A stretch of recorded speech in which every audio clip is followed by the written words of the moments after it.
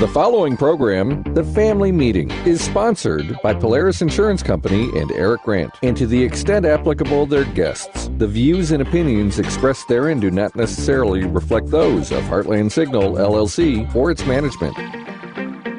Calling all valued members of the American Veterinary Medical Association, or AVMA. Your future retirement goals can be achieved. Introducing the AVMA Retirement Plan. Tailored to meet the distinct needs of veterinarians with streamlined administration and reduced burdens. Vets enjoy unrivaled benefits that include service provider oversight, knowledgeable expert investment guidance, and delegated fiduciary services. Veterinarians who use this plan can say goodbye to annual retirement plan audits and annual retirement plan tax reporting. Veterinarians, you can enjoy retirement your way with customizable plans to suit your practice's unique structure. From eligibility to vesting schedules and more, elevate your retirement journey with AVMA's specialized plan. Learn more by sending an email to polaris@polarisadvice.com. Secure your veterinary legacy starting today. Email us at polaris@polarisadvice.com. Securities offered through LineStreet Financial, LLC, member FINRA and SIPC. Investment advisory services offered through Polaris Wealth Management, LLC. Polaris Wealth Management and LineStreet are not affiliated.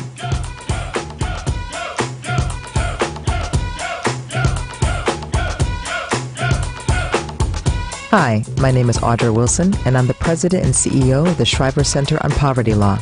You can visit us at www.povertylaw.org. Hey, cousins. Now it's time for the Family Meeting News. I'm Michelle Peltier, and here's what we're following on the Family Meeting.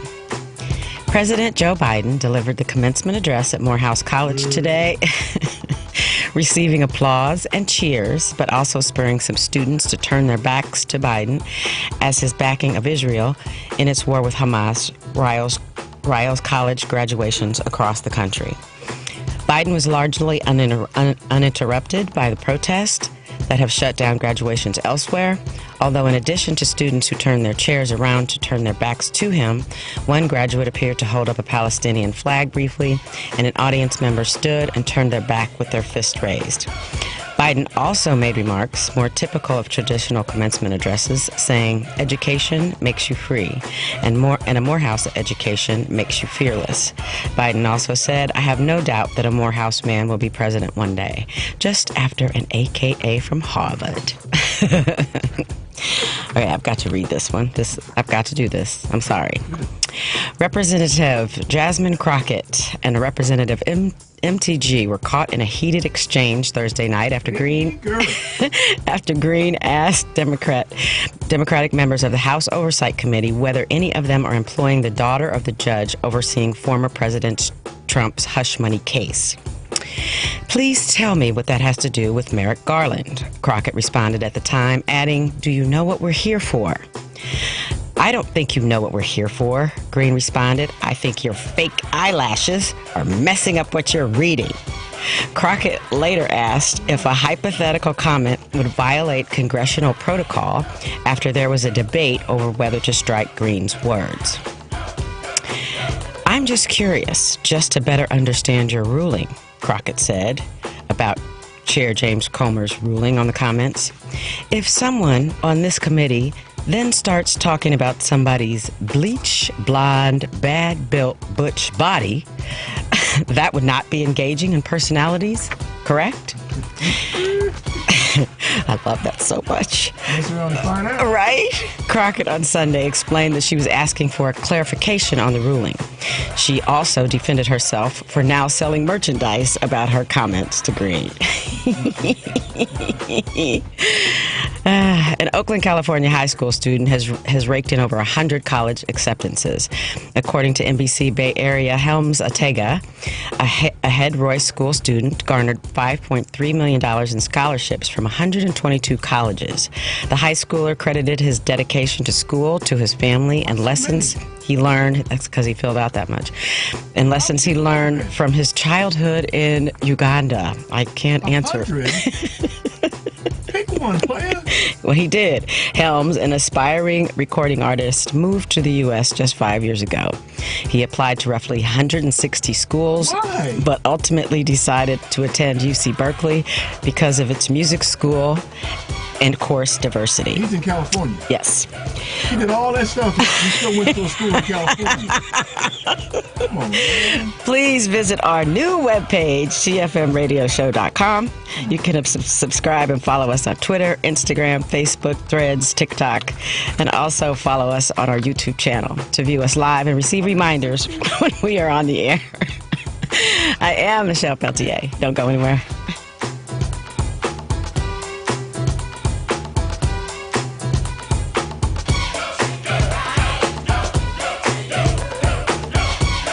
If you owe money to the IRS, they're turning on the heat this year. They're garnishing paychecks and seizing assets.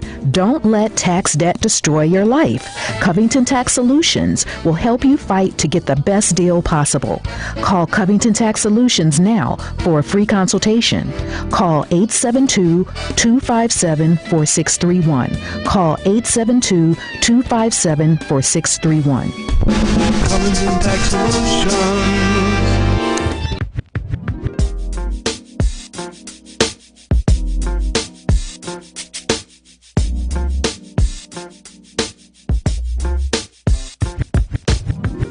This is Greg Palast. I can't get enough of the family meeting.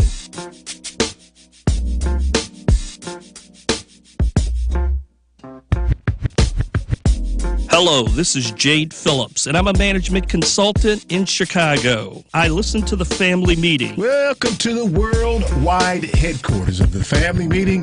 It is family meeting time, y'all. I'm going to test you today, Michelle. Uh-oh. Oh, my gosh. Yeah, just a little bit. I suffer from test anxiety. Oh, here we go. Maybe it won't be a test then. Maybe it'll be just a discussion. How about that? Okay. Grab your phones, find us on social media, and check out that new big fancy-ass webpage we got now. Yes. TFM Radio Show. They're going right now. They're going right now. TFMradioshow.com. Archive broadcasts are there. Music playlists is there. A link to the video. Actually, the video is on the site right now. Somehow, Michelle figured that out. Sierra, my girl Sierra. That's right. And the ad, the thing for the golf outing. The golf outing. Yes. Yeah, I'm so glad. And you can donate there, too. August 2nd is the golf outing. Mark your calendars, come on out. Remember what happens. Michelle's going to drive a cart. Yeah. Yeah. In the space shuttle cockpit controlling everything is the retired porno star named Bobby Longstroke. Hi, Devin. Lovingly referred to him as Devin. Hey, man, on that website, that fancy little website on the bottom right, you can click the button, become a patron. Yes. Yeah, you could do that and give us $5. Yes. Or 10 or 20. Oh, that's right. Give every month if you want to. The site is tfmradioshow.com. That's tfmradioshow.com. The number is 773-763-9278. 773-763-9278. So, Michelle, how are we? I'm really good today. Thank you very much. That's good for you. It's Michelle's birthday month or two. Month. I thought it was going to be 2. Well, it's going to be 2, yes, but we're actually in the birthday month. It's the birthday month, so you might make sure you wish Michelle a happy birth month. Birth month. You don't have to. Happy birth month. Yeah, give her that, because that's a woman thing, you understand? You know what? I don't usually care about it, but you know. But when y'all decide to celebrate your birthday, it lasts like a week, and it's my birthday weekend. It's my birthday week. It's supposed to. Is it? Yeah. Y'all just be making up some damn rules, man. I don't know where y'all get these rules from, man. I don't know. Birthday is like a work day for me, always. Well, but that doesn't mean you can't celebrate it for a little while during the course of the day and days following. Mm-hmm. It seems like it was an unusually violent day since my mother had to go through all she had to go through to get this big-ass head out. I'm sure she does not rule that day. She's like, that was not a good day, man. That was not a good day. She doesn't remember it, though, I'm sure. She might have passed out, yeah. Right. 773-763-9278. So check this out, man. I'm trying. It's not so much a test. I shouldn't have said test. It's kind of the convergence of thoughts. Okay. So let me just brain dump. Okay. It may not be in the proper order. Okay. But let me brain dump. And so these thought processes for me started middle of last week, or this week, where I was engaged in a conversation with somebody about what's going on in Israel. And in my heart, I could not understand why this person could not see that the conflict that's going on right now, where they're killing children, Israel's killing children, did not start on October the 7th. It goes all the way back to the 1940s. And I could not see how the killing of, how he could be so cavalier. I can't use the word cavalier because on social media it's just words, it's not in voice inflection. So I don't know if he was cavalier, but he was touting the human shields thing. So it's okay. I'm putting words in his mouth. It's okay to kill children if they're being used as human shields. He didn't say that directly, but you know how they do. They're trying to blame Hamas for the death of all these children. And usually I just talk it up as ignorant and evil. It's ignorant and evil to see only certain people suffer. So it's one set of people, when they suffer tragedies, when they suffer the horrific thing that the Israeli citizens suffered on October the 7th, there's all this outrage, and it should be. But when it's other people, they're just human shields, or they're casualties of war. Okay, so that's some of the context. The other part of it is, and this is where it all kind of converged. This week was the birthday, and I forget the day, of John Brown. John Brown is one of my heroes for a lot of different reasons. And if you don't know who John Brown is, you can Google who John Brown is. But under today's terminology, he would be characterized as a terrorist. John Brown was a white man born in the early 1800s. I think he died when he was like 60. And so pardon me if I'm conjuring up the history of John Brown from the top of my head. I remember Dr. Olive Taylor, my professor at Howard, telling us about John Brown. So I'm just from memory. So it was either Oklahoma or Kansas is where he started his hell raising. As a youngster, he watched a white man beat a black child with a shovel. And at that age, and it was a young age, I don't know if it was 5, 10, 8, whatever the age was, he from that age remembers telling people that I thought that was so incredibly unfair because that young black boy was my friend who I played with. And that he at that point, as much as a youngster can do, dedicated his life to making it different for black people. He firmly believed that like I do, that change only occurs with some kind of violence. And that these people were not going to learn unless they faced some violence. Now, the violence he chose is different than the violence I choose, right? Let me make that clear. But in Oklahoma or Kansas, when you look it up, you'll see it was either Oklahoma or Kansas. In fact, it was Kansas because I remember them talking about Lawrence, Lawrence, Kansas being a pivotal ground. So at the time, Kansas was petitioning or doing whatever the process was to become a state. And there was a fight between the abolitionists and the pro-slave people about whether Kansas should be a slave state. Right. And John Brown was firmly on the side of the abolitionists. They did not want that, and he was willing to kill a whole bunch of people to make sure that didn't happen. And he did so. He killed 5, 10 people, I don't know what it was, with his own militia. Yeah. He killed them.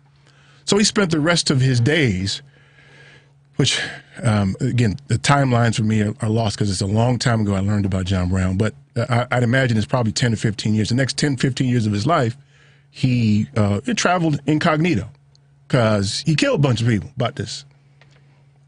But he firmly believed that we're going to kill for y'all, for you understand that this is not the right thing to do. Now, this was a guy who was a minister who was able to correct you on Bible verses. He memorized the Bible. And he characterized himself as an evangelical. See how things begin to twist? Because we know evangelicals to be something else right now. Right. Right? So you see why I thought about him on his birthday. And why he's my hero. And so he spent a lot of time between Kansas and New York and Massachusetts, where he met with Frederick Douglass. And he's most famous for the insurrection. Modern word, right? Insurrection. For the insurrection in Harper's Ferry is in West Virginia, I think. It's in West Virginia, I think. Where he, with a militia of whites and blacks, took over a Home Depot and killed a bunch. I mean, not a Home Depot. How about that? I went real modern on y'all, didn't I? It was an armory depot. Okay. Full of weapons. He wanted to capture the armory. Yeah. And then get all the people who were enslaved. Say, hey, listen, we here to free all y'all. When we got weapons now, come on. Right? Get all these weapons and we're going to travel through the South and kill up a bunch of people in slavery. Because that's the only way that they will learn. That's what John Brown did. He didn't succeed. He was trapped in that armory. And they captured him, tried him, and hung him. It was December 2nd. I remember it was December 2nd was the day he died because there's people who commemorate his life on December the 2nd. This had to be at the end. This was before the Civil War. So it was like the 1859, 1860, something like that. And it was in that same time period, back to our friend Dr. Bethea, this was on the heels of the Haitian Revolution, where they were already frightened that black people were going to take up arms and kill all these white people. So today is actually the birthday of Brother Minister Malcolm X. Yep. He would have been 99 years old today. Yep. Here's this might be characterized as a shameless plug, but everybody listening right now, you should take the opportunity to read the autobiography of Malcolm X. And I challenge you to tell me that the life of that man is not the quintessential American story. Yep. Not in a bad way, in a good way. A man who made himself with all the resources available to him in America. He made himself a different dude in America with intellectual curiosity. Yep. In a meaningful way. Everything you think you've heard about him. So let me tell you how you square the circle now. This is where it all gets kind of confusing and mashed up. So my response to this gentleman on social media was, after I thought about it some, because I was ready to jump on him about this, y'all killing children, all this stuff. I was like, well, listen, here's what I understand. My inclination would be to call you racist. To say that you only care about people of a certain hue, and the others can die and go to hell, as far as you're concerned. But after I thought about it some, this is after I spoke to my daughter, who's got a master's degree in educational design or curriculum design. You've been trained. We've all been trained to look at things as us and them. Right. We've all been trained like that. And some of us are more better trained than others, where you carry it through every instance.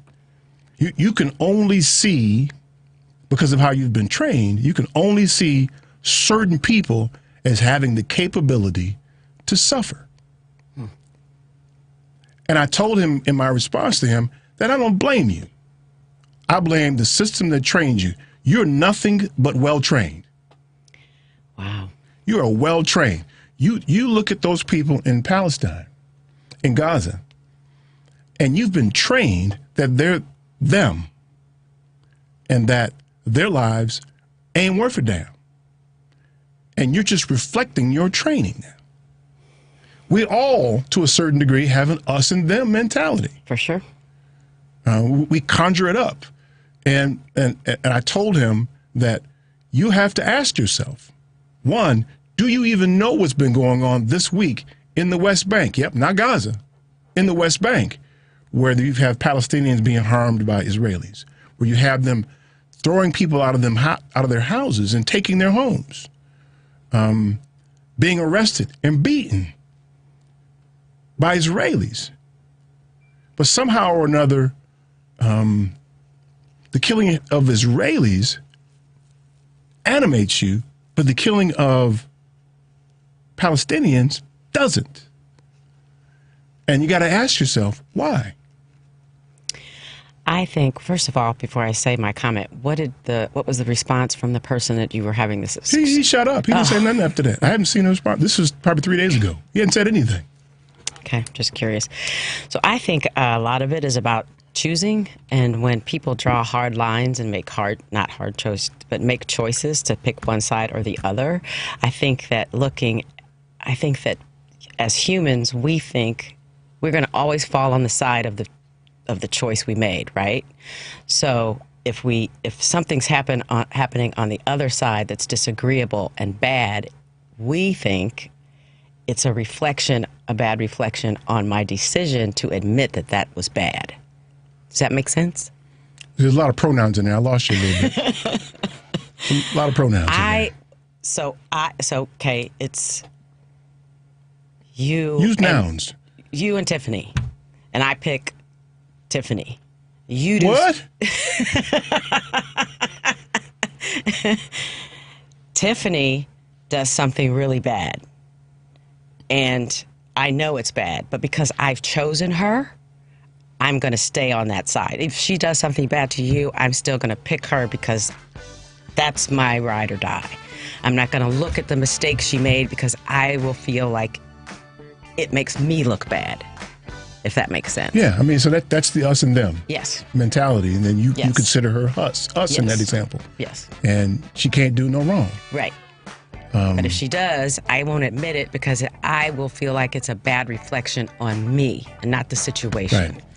Because you see on social media now, they're beginning to ban the pictures of children being killed in Palestine. Don't look at it because that's them. Yep. But I think to a degree, they think if you see a lot of that, you begin to be untrained. Mm-hmm. The training gets reversed. You would hope. I would think so. So, I don't know. Y'all tell me about, I mean, it's not a train of thought. It's just a brain dump for our discussion today. Let me know your thoughts. The number is 773-763-9278. Stay tuned for more of the Family Meeting.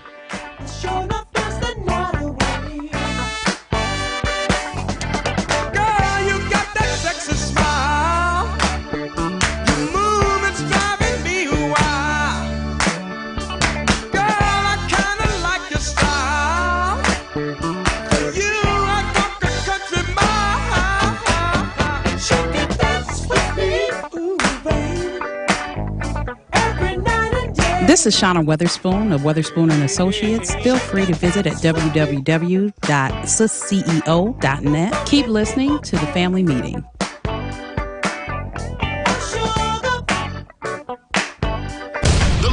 Of Darnell Lyles is ready to help you.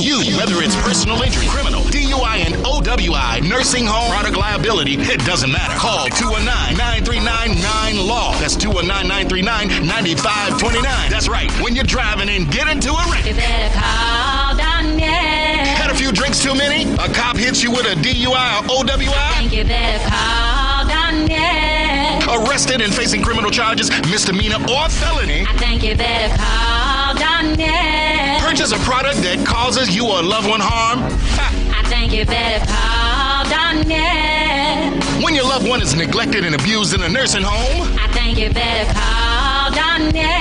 That's right, you better call Attorney Darnell Lyles and get represented right. And the first consultation is free. Yes, free. So call right now. 219-939-9LAW. That's 219-939-9529. Attorney Darnell Lyles. Darnell Lyles. Do you own a business in Illinois? Are you aware of the new retirement plan requirement that could impact your business? Listen up, this is crucial information you don't want to miss. If you're a business with at least 5 employees and have been operating for 2 years or more, Illinois law now mandates that you provide a retirement plan. But don't worry, we've got you covered. Polaris Wealth Management can be your professional partner in navigating this new landscape. We specialize in helping businesses just like yours establish affordable retirement plans that meet your needs and keep you compliant. You may avoid penalties as high as $500 per employee by acting now. Our team of seasoned professionals will guide you through the process step by step, making it easy for you to set up a 401k, a simple IRA, or another qualified retirement plan. Visit our website at polarisadvice.com for more information or shoot us an email at polaris@polarisadvice.com. We're here to help you provide your employees with the retirement benefits they deserve while safeguarding your business from potential fines. Don't let these changes catch you off guard. Contact Polaris Wealth Management today and let's work together to build a better retirement future for your employees and your business. Visit polarisadvice.com or email us at polaris@polarisadvice.com. Securities offered through Lion Street Financial LLC, member FINRA and SIPC. Investment advisory services offered through Polaris Wealth Management LLC. Polaris Wealth Management and Lion Street are not affiliated.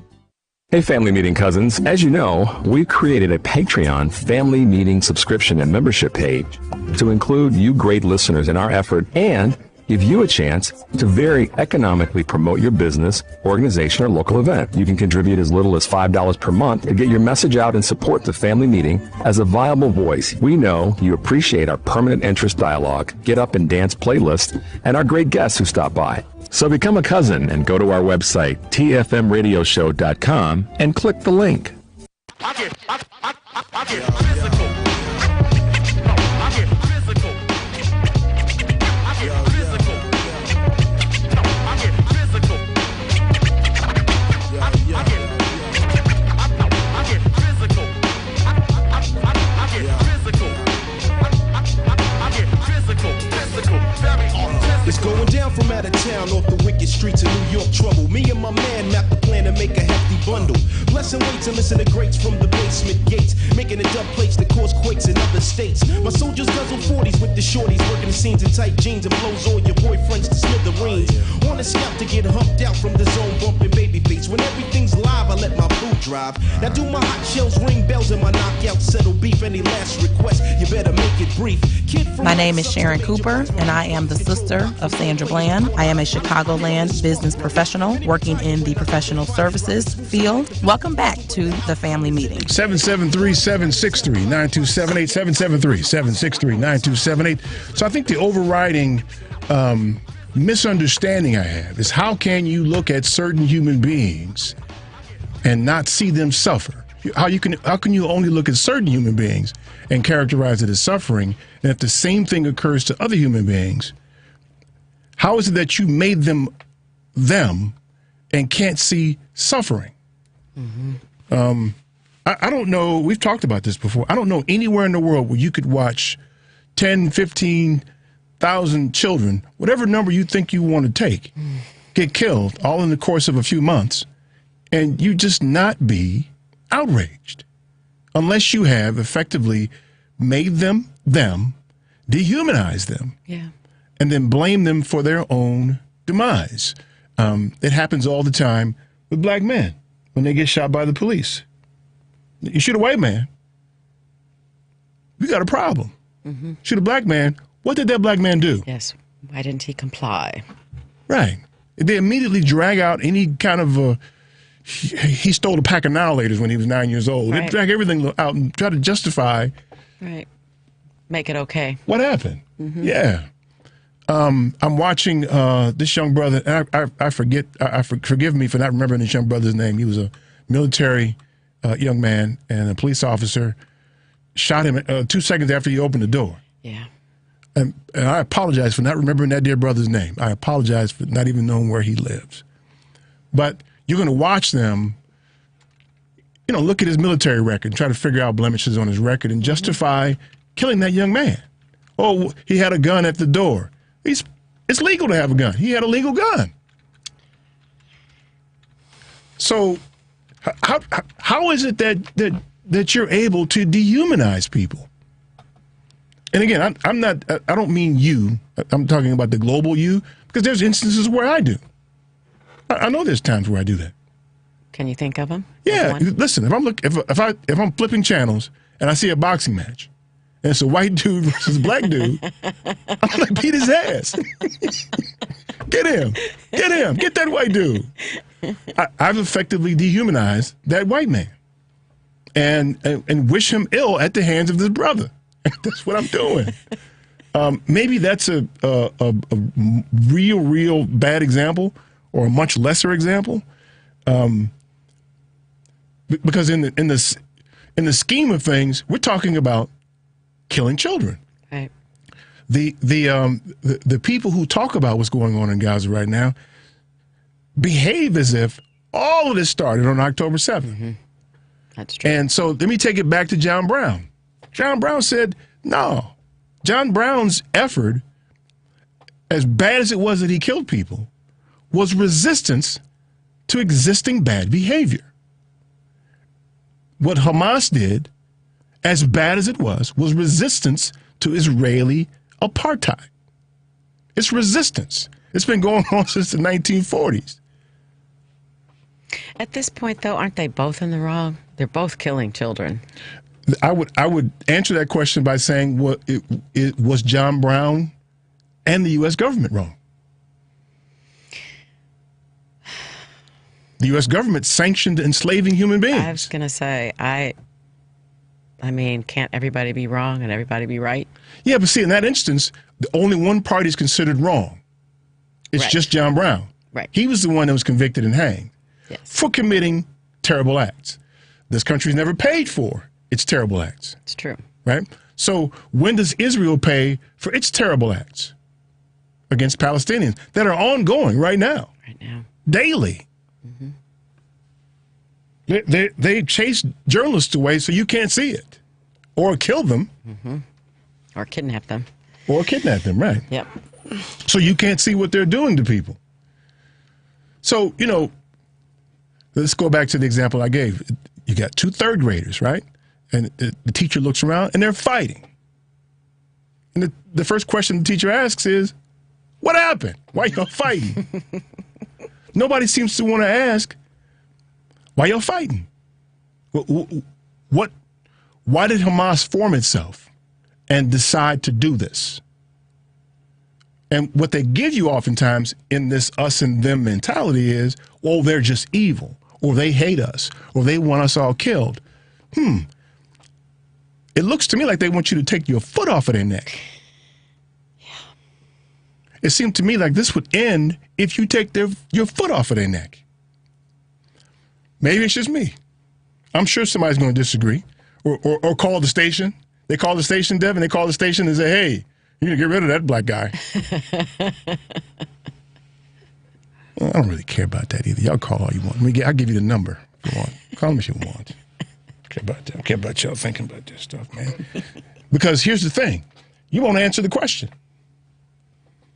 Here's the thing. There are people who will likely hear us right now who are thinking certain things about me. Absolutely. And there are people who will probably be inspired to call today and tell me how wrong I am. Yep. Mm-hmm. And first off, find somebody else to dump that on, because indifference is my motto. I live by that. I don't care what you think. I don't care. This is true. Michelle can tell you, I don't really care. He really does. But you need to answer the question. You need to answer the question. Do you know what the Israelis have been doing to Palestinians?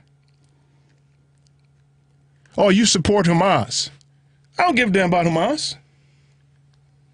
I don't care about grown folks fighting. I don't care about grown folks fighting. I care about when grown folks fight and children suffer.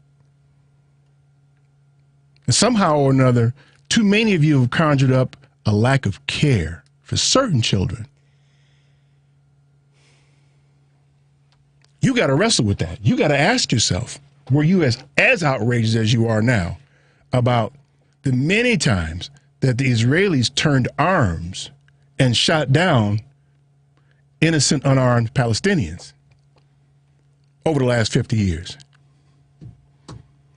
You got to ask yourself, were you equally as outraged when that happened? See, they're going to lie to themselves, right? Right, Michelle? They're going to lie to themselves. They're going to lie. Well, they're going to do that. Yeah. I'm asking for you to be equally as outraged And what ends up happening is your response to me is to try to get me to re-engage in the us and them. And I won't do it. Yeah. I mean, we should all care about the slaughter of the innocents, right? Mm-hmm. No matter what side they're on.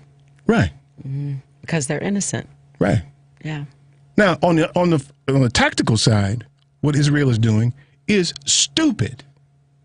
So all you're doing is creating more people who are going to be mad at you. Yeah. You got children who are going to come up without their parents now, who are going to be mad at you.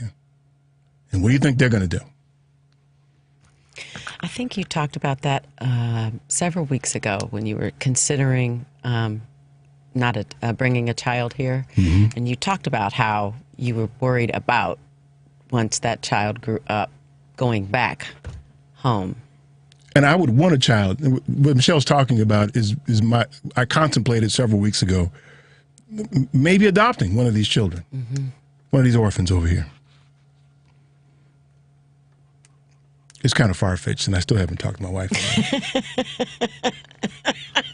That's kind of important. The reality is it probably wouldn't come to fruition because we're old now to do this stuff. But it's a legitimate thought, though. It's a legitimate concern. Yeah. You know, how do those children grow up?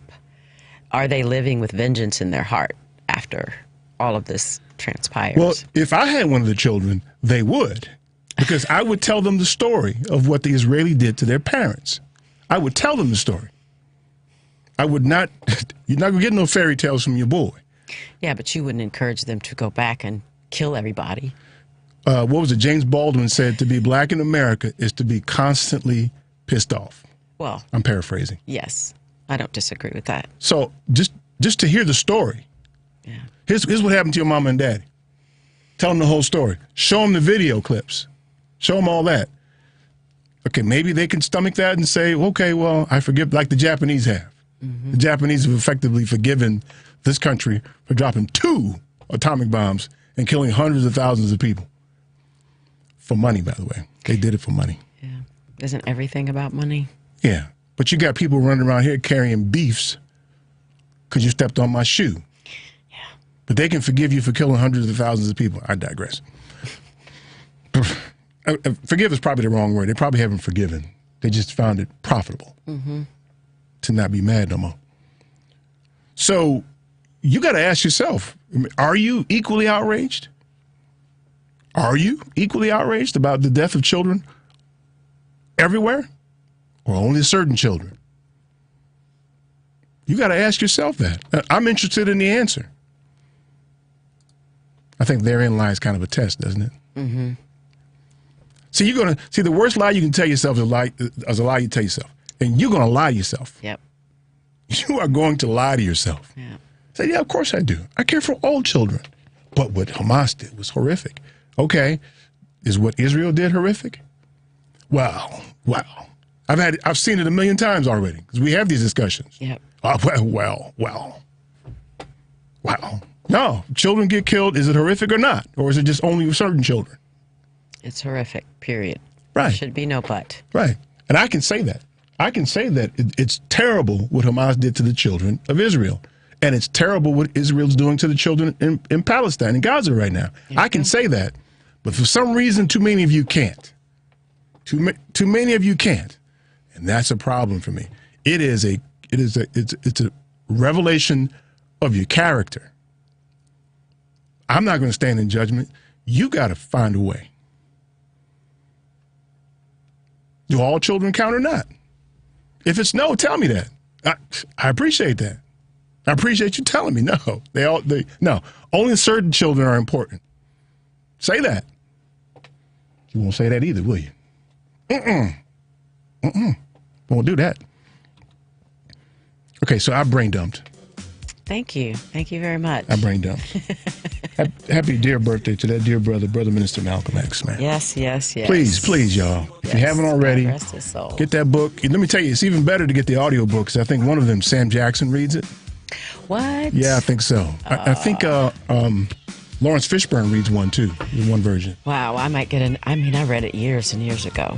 Yeah, try that out beside. And Google John Brown when you get a chance. Mm-hmm. See what I'm talking about? He's a bad boy, man.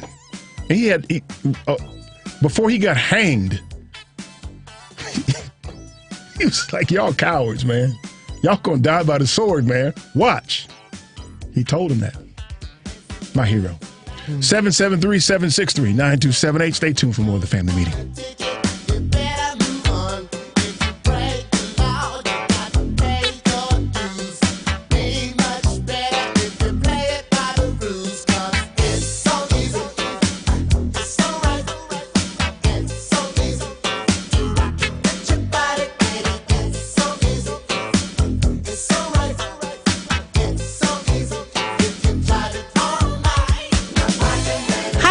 I'm Chris Boulware, founder of itsashort.com. Keep listening to the family meeting.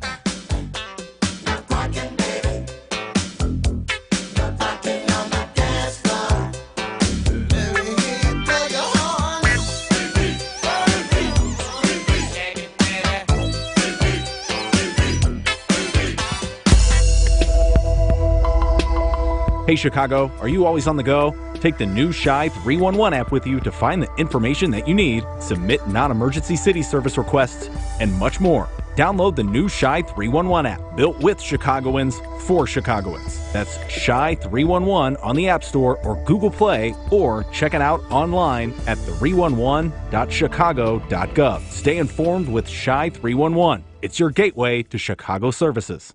A basic and essential part of any financial plan is savings. Most of whatever cash you have will be there because you put it there, not necessarily because of some fancy investment. Now with Save and Plan, Polaris has introduced a way for you to get empowering financial advice. Save and Plan is simple. Just sign up to save on a systematic monthly basis directly from your account and gain access to a planner and our planning services. Once you sign up to save, Polaris will help you develop a customized financial plan and give you a real person to speak with. Your dedicated planner is just an email or phone call away. Save and Plan offers empowering advice for everyone. Visit us at polarisadvice.com and call us today at 312-951-2606 or email us at polarisadvice.com. That's 312-951-2606 or email us at polarisadvice.com. Save and Plan, empowering advice for everyone. Securities offered through Lion Street Financial LLC, member FINRA and SIPC. Investment advisor services offered through Lion Street Advisors LLC, registered investment advisors. Polaris Wealth Management and Lion Street Financial are not affiliated. A 2016 study estimated that 13.1 million Americans were victims of identity theft last year. Fight back against your identity being stolen by signing up for Identity Guard. Identity Guard monitors your credit and identity information with alerts that can help you respond quickly if certain changes indicating fraudulent activity are detected, as well as help protect your computer from viruses, key logging, and other serious threats. Plus, with Identity Guard's dynamic credit management resources and tools, you will have helpful information as you make better financial and credit decisions. Identity Guard includes $1 million identity theft insurance and lost wallet protection, and more if you ever do become a victim. Protect your ID for as little as $6 per month. Yes, that's only $6 per month by visiting lookaftermyid.com. That's lookaftermyid.com to securely sign up for Identity Guard today.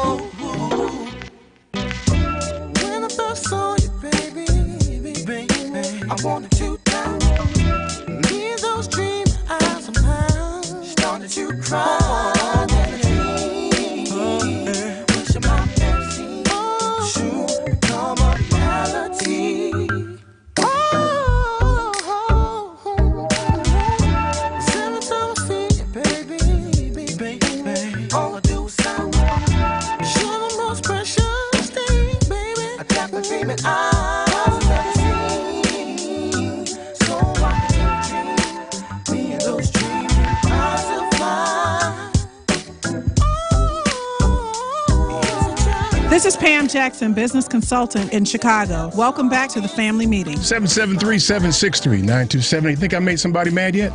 I'm think sure I did you it? did. I'm sure you did. Yeah. See, listen. I sent Michelle and the Black Asian dude, I sent him a text this week. I think it was an Instagram post about not caring. Yeah. Not those words. That would be you. One day I'm going to teach y'all not to really care. Well, here's the thing. You do care, but in your own way. Okay. I'm not sure what that means, but okay. I understand it. But this is, I'm not feeling good about myself or anything. Don't think that. But you should know, in order for us to be able to do this, stand in front of a mic and dump ourselves out like this, there's got to be some level of indifference. Oh, really? I mean, really. You can't walk around caring what people think and then say what we say. You can't do that. Okay, I don't care about what people think. That's true. But I care. I'm a caring person. Yeah, me too. I care about all these children that Israel's killed in Gaza. I care about them. Mm-hmm. I care about all that. Yep. I care about all the children killed in Israel by Palestinians. I care about them too. Mm-hmm. The people who are killing them can go to hell, straight to hell. Mm-hmm. I'll show you the door. Go through that door. That's where hell is. Killing children, man, doesn't register with me too tough. Yeah. So anyway, I'm gonna let you want to add anything before I let these people loose on me? No, let's go. Okay. Let's see who's first here. Let's get Al. Is it Alvin? Hey, yeah. Alvin, what's up, man? Hi, Alvin. Yes, sir, man. How you doing? I'm good, man. How y'all doing? Good, man. You sound muffled, man. Really kind of far away, yeah. You sound muffled, man. Oh, you know what? I got my headphone in. Hold on a second. You got them raggedy headphones, man. They sound like raggedy headphones, man. Go on Best Buy, get you some good ones, man. Hey, I got one over to you, like just the people that do the copying stuff. Hey, but hello? Yeah, we can hear you. All right. Hey, I'm out here walking the grand dog, and man, all the stuff that you were saying, the killing of the kids, man, come on. If they were white kids, all it takes is one. Well, not white, Caucasian. If they were Caucasian, all it takes is one. Mm-hmm. And they're up in arms, you know. They're doing it for Ukrainian children now. And you know what? And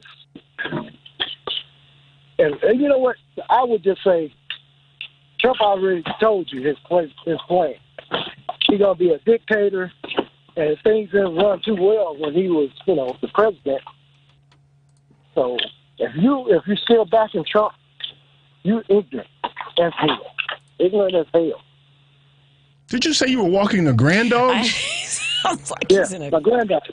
I got my son don't have kids yet. He's got a 6-7-year-old Rottweiler. Hold on, Sam. You call them grand dogs? My grand dog, yeah. I ain't got no grandkids. Grand dogs? Only have one. He's my grand dog. Hey, man. So, man. I love my dog. I love my dog. Clearly, you love your dogs. I do. Grand dogs. I'm dogs. gonna have to send y'all a picture. Yeah, send us a picture of the grand dogs. Oh yeah, but I can do it on Facebook, right? Yeah, you can do it on Facebook too. Yeah. Oh, yeah. I'm gonna send you pictures of my grand dogs. Okay, you're a pal for that. Thank you for that. All right, man. Hey, y'all take it easy, man. I love listening to y'all. Okay, man. Thanks. Have fun out there, man. Right. Okay. Okay. Oh yeah, I'm about to go to Naperville, man. That sounds fun. That sounds like a barrel of monkeys. Yes, sir. That's what it does. Yes, sir. Hey, I'm gonna get me a Subway sandwich or a burger. I'm gonna sit on the side, have me a beer, and we'll watch the milks and gilfs go by. Oh, now that sounds good. That's okay. Nice. Yeah. Next time you do that, man, holler at your boy. I'll hang out with you, man. All right. Good. No. Hey, we gotta run that by your wife, though. No. Yeah, the boss. You're right. Yeah, the boss got to know. Yeah. All right, man. Have fun out there, man. Thanks, Alvin. Okay. Oh yeah. I'm gonna send you pictures of that too. Okay, man. Just none of them naked, okay? No naked pictures, all right? Okay. Leave your clothes on, brother. Take care. All right. Yes, sir. Don't be out there naked, man, in the park. Oh, naked Alvin. Let's get Ron. Ron wants to talk about John Brown, I think. Hey, Ron, what's up, man? Hi, Ron. Hi, Michelle, Eric. John Brown, he had 21 men with him. 16 were white, 5 were black. Which one Jewish guy. Which time? Was this Harper's Ferry or was this in Kansas? Harper's Ferry. Okay. Did you ever? I've been to Harper's Ferry with my family. It's a beautiful and it's a haunting place. That's where the Civil War started, in my opinion. But John Brown he was supposed to have hooked up with Harriet Tubman, but Harriet Tubman had one of her knockout spells. She was a victim of she lived through slavery. She was injured through slavery, and she became slavery's worst enemy with John Brown. But they were supposed to meet up at Harper's Ferry, but she had one of her knockout spells, and she couldn't make it. But her job would have been to hide the bees, as she said. And if the word had got out throughout the South that she was with John Brown, you would have had the roads clogged, every plantation burning, and the first people to get there would have been armed from the arsenal, and you would have had the Civil War right there. But in my opinion, had he succeeded, you're right. Had he succeeded, you're right. It would have been a big war. Yeah. But it might have been over quicker, too, but because the South was not mobilized for it, and the Union was in power. So it's a if with whatever. But John Brown is also my hero also. But as far as, of course, I care about the killing on both sides. But what this has done, and it has unleashed in Israel the forces of the extreme right. Now they are attacking, which they were always under attack, the Palestinians who were Israeli citizens to a certain extent. They had land. I don't know about their voting rights, but now the settlers are killing them off in unprovoked massacres to take the land, to seize the land. Mm-hmm. So it's what can I tell you? Of course, I feel for both sides of the equation, the battle here, but it has intensified and as far as us not supplying weapons, the Israelis will find something to blow people up with. They're very intelligent people. They build sophisticated weapons, whether we'll give it to them or not. And yeah, they're hell-bent on killing everybody there. It's clear, including the damn hostages. I mean, how can you avoid killing hostages when you're indiscriminately bombing? How do you avoid that? Well, I'll tell you another thing.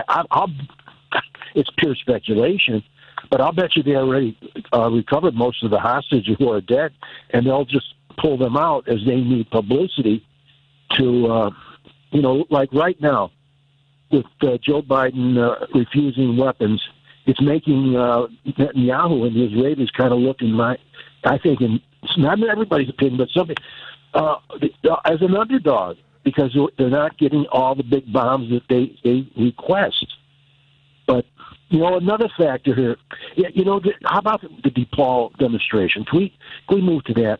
I know most talk show hosts would throw me off changing the subject, but I don't know what happened at DePaul, man. I don't know what happened there. Well, from the news, it was a peaceful takedown of the demonstration by Chicago police. And but at the news conference, did you see the news conference afterwards? I didn't. Where it was a spokespeople from the Palestinian point of view, a man and a woman. I don't know their names, but the woman tore up the agreement for the demonstration they have to file with the Chicago Police Department and City Hall for a permit to demonstrate. And she tore it up and she said, "This is it. We're not going to have any permits." So in other words, they're saying all their demonstrations are going to be illegal and they're going to force the police into confrontation. Mm-hmm. I don't think that's a good thing. So listen, man, this is protest. This is protest. I mean, this is an effort. Let me tell you something. Famously, the March on Washington. The original idea for the March on Washington by Bayard Rustin was going to be big-time disruptive. And you had people that were planning on going on to the airport and laying on the runways and preventing flights from going out. It was big-time disruptive. So what the Kennedy administration did was co-opt it. They told them where to park their buses, where to march. They gave them all the signs and the money necessary, food, water, and security to get them in and out of town. And so while the March on Washington is memorable, it wasn't as impactful as they planned for it to be. And I think to the extent that the imperial power involves themselves with the rules around how you protest, only protest according to my rules, then you got a problem because it's the imperial power for whom you're protesting against. So, yeah, I think it's a great idea. Damn your permits. We're going to protest and show you that this is not going to stand. So you want I was there in '68 at the convention. Okay, I was 19. Next year, I was drafted into Vietnam. But and Chicago's going to be a madhouse. So you're going to have international protesters from all over the world converging on Chicago to disrupt it, tear it apart. And you know what the gang influence in the summertime in Chicago is? It calls for a powder keg, and it's going to wreck the Democrat chances for re-election, in my opinion. Here, try this on for size. There's a way to prevent that from happening. You can do so by stop giving bombs to Israel. Insist on a ceasefire. No, they're not going to agree to it. Well, see, it cuts both ways then, right? You either get disruptive protests to make you look bad, or you stop killing children. Which do you prefer?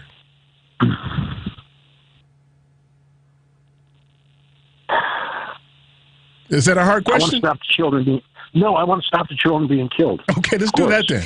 Let's do that.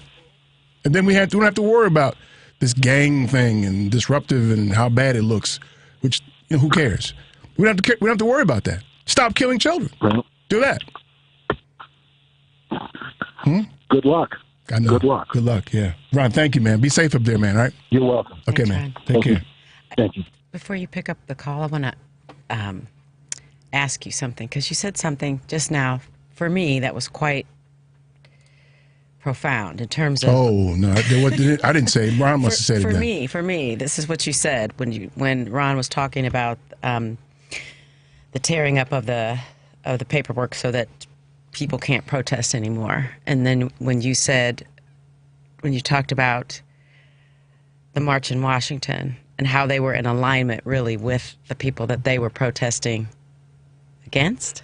Infiltrated. Yeah, I just find that quite interesting because I never thought about it that way. That's true.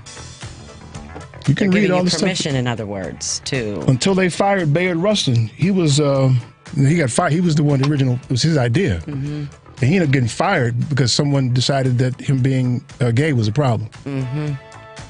Early before the march, but they had plans. Yeah. We finna kick some furniture over up in this chumpy man. And they couldn't stop it, so they had to co-opt it. Yeah. Interesting. Brother Minister talks about that. Yeah. All right, y'all. Michelle's got news. The number is 773-763-9278. Stay tuned for more of the Family Meeting.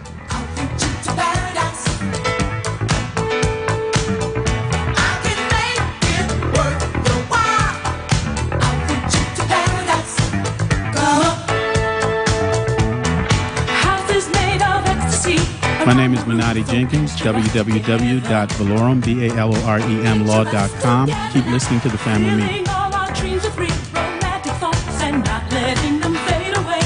You have a pain that won't cease, a health issue that's not getting better. It may be time you visited Health on Earth Wellness Centers. With over 20 years experience, 4 Chicagoland locations, and patients that range from 2 months old to 93, Health on Earth Wellness Centers are fully prepared to meet all your chiropractic needs. We have state-of-the-art facilities in Crestwood, Tinley Park, the South Loop, and Naperville. Don't let being healthy be your last resort. Make it your first choice. Make an appointment today at healthonearth.org. That's healthonearth.org.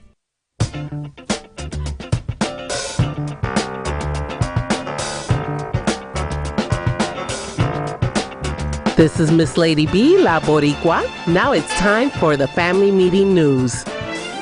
This is Michelle Peltier, and here is more of what we are following on the Family Meeting. 7 Chicago Tribune journalists filed a class action Thursday against the newspaper and its owner, alleging violations of equal pay based on sexual and racial discrimination. The lawsuit claims systematic pay disparities between female and male employees, as well as between black and white employees, under its current ownership of Alden Global Capital and dating back to its previous owner, the Tribune Publishing Company. 7 journalists are representing more than 50 other women and black employees of the newspaper. The lawsuit seeks back pay for the disparities in wages, along with a restructuring of the Tribune's compensation policies and practices. Yeah, it's 2024. We need to stop having these issues with these corporations. Anyway. Stop. The Hyde Park Summerfest, one of the most popular Southside summer events, is canceled this year. Event organizers called off the event due to rising security costs. The cancellation comes a year after the Summerfest held its most significant event, featuring notable hip-hop acts like 2 Chainz, Clips, and Lil' Kim, and attracting thousands nationwide to the spacious Midway Plaisance. According to event organizers, the cost of hosting an event of that scale became untenable. As the Summerfest grew from what it used to be, a free celebration on 53rd Street, ticket prices were increased to help pay for security. The Southside recently lost another storied Hyde Park-centric event when the Silver Room Block Party had its final run last summer. Did you ever go to any of those? Never did. Okay. Okay, here's the scary one. Periodical cicadas have arrived in the Chicago area for the first time since 2007. This year marks a historic year for cicada emergence, as the breeding group that emerges every 17 years is overlapping with the 13-year breeding group seen in downstate Illinois. It's the first time the two broods have overlapped here in 221 years. The last time the 220 years ago? How do you know? Somebody recorded it. The last time the 17-year... You recorded 220 years ago? Somebody wrote it down, Eric. The last time the 17-year cicadas were visible in northern Illinois, George Bush was president, Rihanna and Jay-Z's Umbrella was topping the charts, and the iPhone was just being brought to market. They won't emerge again in the area, until 2041. These cicadas, are you ready for it, are larger with red eyes and delicate, lacy, transparent wings. Ugh. The cicadas have been seen in the southern suburbs and as far north as Elmwood Park and Edison Park. Within a week, everybody, it is expected the mass emergence will begin. Please visit our webpage, our new webpage, tfmradioshow.com. You can subscribe and follow us on Twitter, Instagram, Facebook, Threads, TikTok, and also subscribe and follow our YouTube channel to view us live and receive reminders when we are on the air. I am Michelle Peltier. We'll be right back.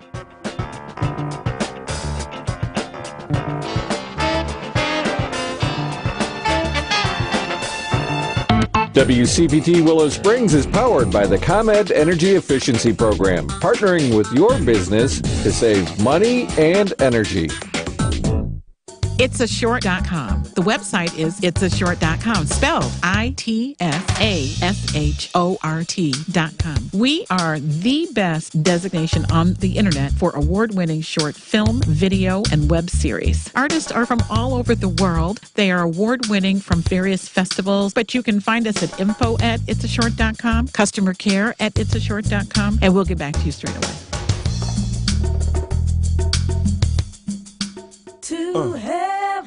Back to the Big Daddy. Big Daddy. He be getting down for real. Yeah. Soul on soul. Y'all ready? Tell me who be that? Hev Diggy. Girls say he cutie, absolutely jiggy. I be that big fella in the summer sporting linen. Bacardi and lemon, party with the women. Big Dada, Papi Grande, 600 pusher. Where your hand? My belly stay jiggling, keeping your backside wiggling. Who biggerin'? This than me. Nobody have got it. Bound to rock a party. I be sending chills to your body. Y'all ain't seen nothing quite like me. I be getting down on the MIC. Only dime piece you gon' catch me with. Big belly, can you handle it? Have diggy, niggy, be jiggy. Baby, you ready for Big Daddy? Kathy Gwen Esther, please do mylaundry.com and the Laundry Bag Incorporated. And welcome back to the family meeting. That big boy wasn't the bomb, man. Right. The big Diggy, the bum diddly, man. He put his thing down, man. Yes, Listen, did. I argue people all the time, man. I think the Heavy D was the baddest rapper that ever lived, man. Yeah. Come on, Loved him. man. His music is melodic and creative. His tongue linguistics are crazy. And he can move, too. This is a remix of our song. Oh, Big Daddy, come on, man. Come on, man. Big Daddy, man. Do this thing, man.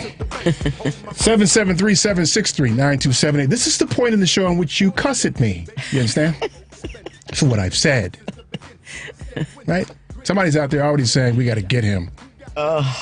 Don't speak that. Don't speak that. They'll start calling the station and sending letters and stuff. And people around here figured I don't, you don't care. Throw that in your fireplace, man. I don't care about that stuff, man. But I care about that. I care about them children. You can't make me stop. You can't make me stop caring about those children. We should all care about the children. I dare you to try. Try to get me to stop caring. Try that. Yep. All the children, not just some of them. And you got to ask yourself, are you only outraged about certain children? Try that on for size, player. Okay, let's see what's on Big R's mind, shall we? Big R, go on, talk to me, man. Damn it, Eric. You want somebody to curse at you, I'll curse at you. You're always making me think too much, or you're making me laugh. My bad. Okay, don't do it again. I forgive you. Yeah, man, it's a very deep question you're asking, because it all comes down to a psychology thing, and because of the lack of education generally in this country, people who don't have no measure of deep thought. I've never taken a psychology class in my life, but I've dabbled, in it and going through life experience, understand what it is and how it works. Just like Wait a minute, hold on a second, man. Republican Party. Hold on a second, man. You just made this whole thing really highbrow. You attributed it to education. Isn't this just a guttural? Don't kill children. You could not know how to read. I'm not talking about that part. I'm talking about the way it's so simple for the media and the people who can control the narrative and who do control the media to psychologically brainwash so many Americans. Where too many of us are so intellectually lazy, and like you said, they're trained, they're brainwashed, they're conditioned to believe stuff that they should be thinking about before they just automatically believe it, because for whatever reason they want to or allow themselves to. It absolutely makes no sense. If you're so concerned about, if you're such an adamant pro-lifer here in America, how is it that you want to erase all the other deaths that have come to make this country where it is right now, killing children of African descent, children of Native Americans? That means nothing. You're going to try and erase that history by removing the books off the shelves and everything else in certain states? That's not going to erase the history. The history will go on because of something called the internet, stupid. If you want to research it, you'll find it. These young people out here are very, very savvy, and a lot of them are very well educated, and they have been. Most of them, not most, a lot of them have been in educational situations where they have friends. They have friends who are a different ethnicity and nationality. They have friends who are trans, have friends who are homosexual. And they love each other. You're not going to erase that. You can condemn it all you want. You can even make a bunch of stupid homophobic and xenophobic laws. But it's not going to change anything. It's really not, it's deep, man. It really is. And I just get so tired of the way, the tolerance of a man like Trump in this country. I'm like, I understand the politics of it. You're hitching your wagon to something that you think is going to benefit you in the long run. It's been that thing, the parties have become so partisan, especially the Republican Party. It's like, this man could throw lighter fluid on somebody, light the fire, and talk about executive privilege. It's like, what's wrong with you all? You have absolutely no measure of moral integrity. 1 year, you're saying that this man is a threat to democracy. He's evil. He's everything negative. Then, 2 years from then, you praise him like he's the next Messiah. It's nuts, man. The hypocrisy is just overwhelming sometimes, but I try not to let it make me crazy. I've been wanting to talk to somebody about what you said about the young man, the Air Force guy who came to the door with the gun in his hand. Yeah. And the officer just shot him. Yep. And I'm going to put a slight little race card on it. If he was white and had that gun in his hand, would the white officer shot him, or would he just pointed the gun at him and said, "Drop your gun"? Yeah. Then automatically his superior goes on TV talking about the officer was exercising self-defense. I didn't see that. I didn't see the gun raised to shoot that officer. I saw him raise his left hand, the opposite hand from the gun, and say, "Hold on a second," before he shot him. Yeah, exactly.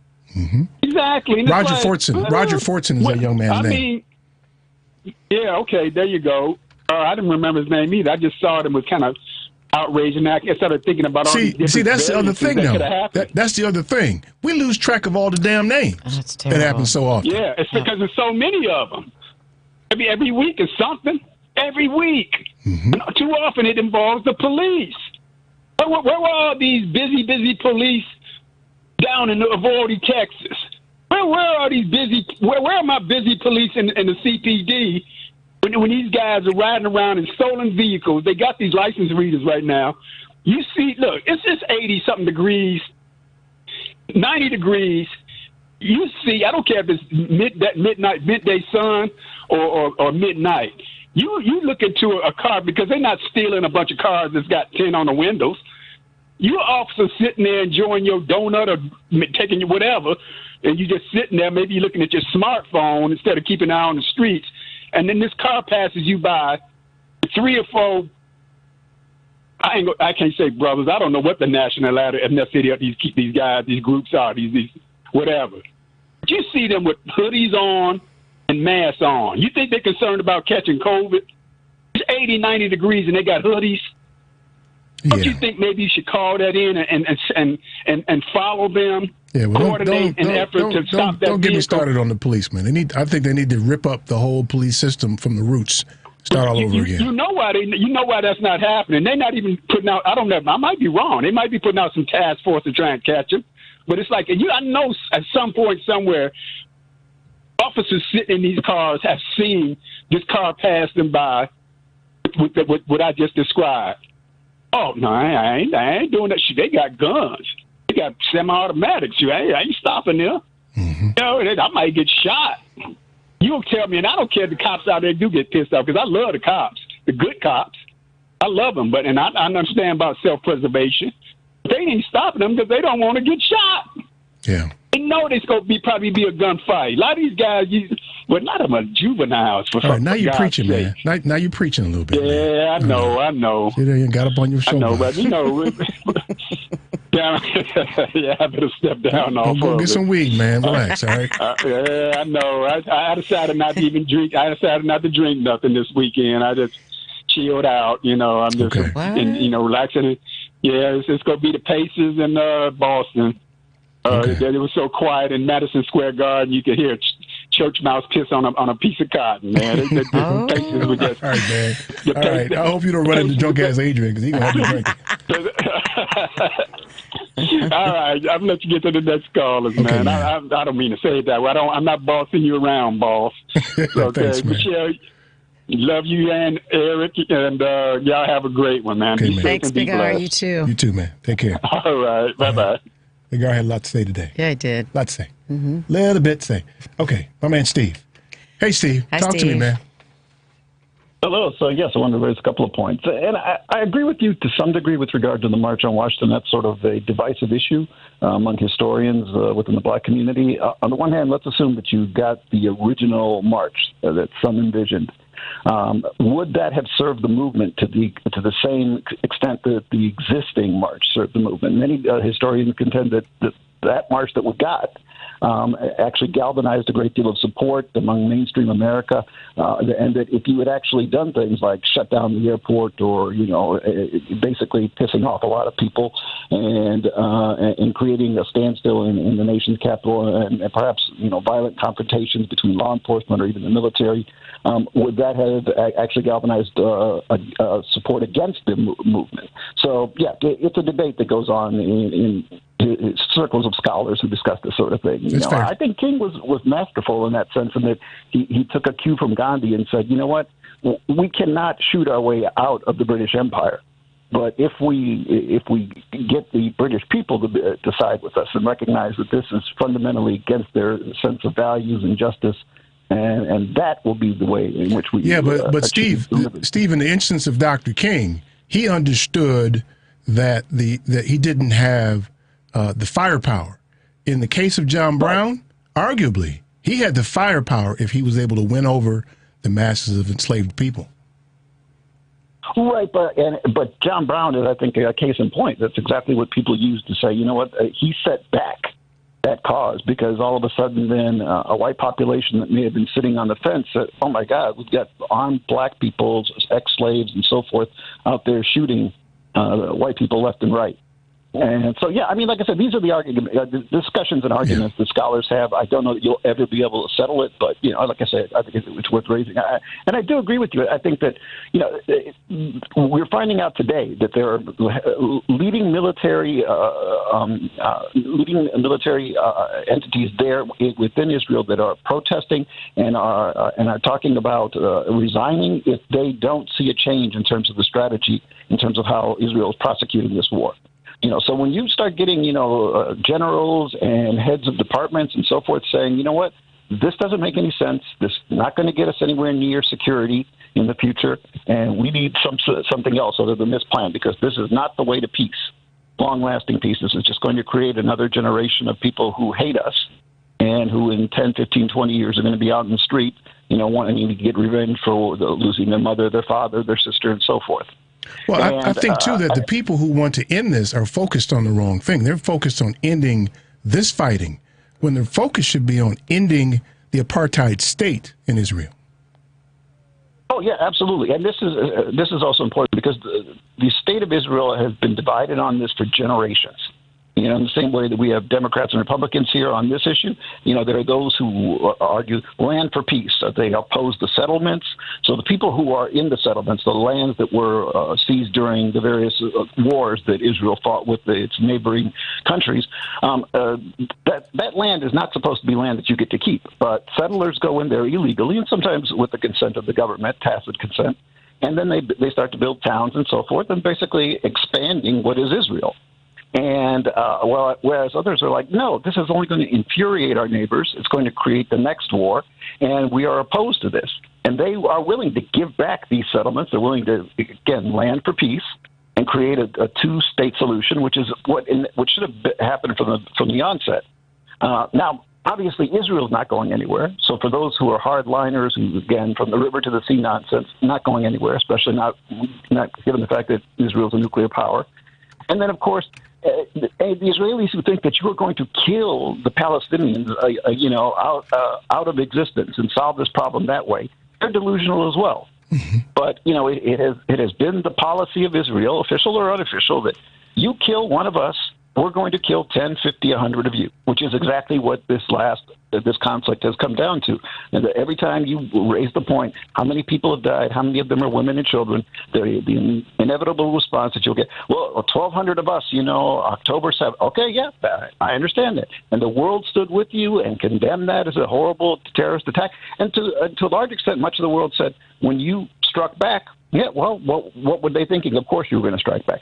But as the weeks and months have worn on, there comes a point when the world starts to say, okay, hold it. You want to slow down. You definitely want to slow down. Okay, wait, you have gone way too far. You have gone way, way, way too far. And that's where we are now. Doesn't that make, by definition, Israel a terrorist state? Yeah, I mean, certainly, you don't have to be a non-state entity to be a terrorist. And there is state-sponsored terrorism. We say Iran does it all the time. We say North Korea does it, you know, and Russia and so forth. So, yeah, I don't know that there is a long-term answer. I think certainly the worst possible person to be president during this was Netanyahu. He was facing all sorts of pressure. He's the equivalent of Trump in this country. Yeah. And this has allowed him to distract from his internal problems. And basically, because, you know, when a country goes to war, who's ever the president or the prime minister in charge, all of a sudden people galvanize behind them because it's us against them. And then you're encouraged to forget, you know, everything that else is going on. And there's a lot of really good evidence to suggest that his administration was actually supporting the radical elements in the Palestinian community, which were never interested in a two-state solution either. So it's not just the Israelis; it's also parts of, you know, the Palestinian community. So as long as they could keep them in power, or at least have them as a major player, they knew that the two-state solution wasn't going anywhere. I believe that there are rational people on both sides of this, and if we could just let them hold the reins of power for a while, but you could get some sort of long-lasting peace. Yeah, I agree. But you don't have that now. You have people who want to shoot at each other. And yeah, I mean, I was ambivalent about how this was going to proceed after October 7th. I knew at that point, I said, Israel hasn't faced any kind of casualties like this in decades. They are going to respond, and they are going to overreact. And sure enough, look where we are today. They have overreacted and tremendously overreacted. You called it. Steve, thank you, man. Appreciate it, man. Thank you. Thank you, Steve. Okay. Oh, man, Steve. Yeah.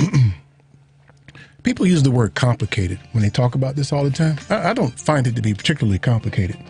I think you can add storylines that you may interpret as complicated, but it's like, quit shooting. Stop. Just stop shooting people. Well, I think that's what people are saying is the complicated part, that they can't for whatever reason. It's like talking to a crackhead. I can't stop smoking crack. You can't stop shooting? Stop shooting. Well, crackhead can't stop smoking crack, though, either. Man, I don't get it, man. I don't get how you dehumanize people like that. Don't get it. That's true. Okay, y'all. What you know about this Gap Band joint, man? What you know about this? Gap Band. Look, I know more about those people than you do because I heard them first. I don't think so. Yes. All right, y'all. Stay tuned for more of the Family Meeting.